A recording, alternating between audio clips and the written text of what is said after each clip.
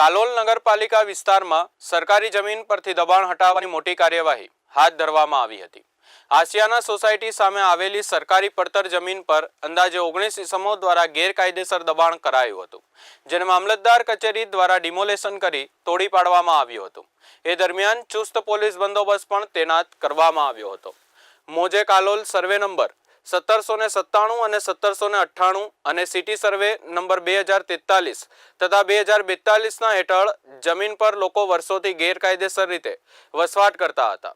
નિયમ હેઠળ કાર્યવાહી કરી દંડ વસૂલવાની નોટિસ આપવામાં આવી। તેમના દાવાઓને કોઈ પુરાવા રજૂ ન થયા। જમીન સરકારી હોવાનું સ્પષ્ટ થતા તંત્રએ ડિમોલેશનની કાર્યવાહી કરી હતી। હજી પણ 10 થી 11 દબાણ હેઠળ છે, તેઓને પણ અગાઉ નોટિસ આપવામાં આવી છે। આ દબાણકર્તાઓ છેલ્લા 40 થી 45 વર્ષથી આ પડતર જમીન પર રહેતા હતા।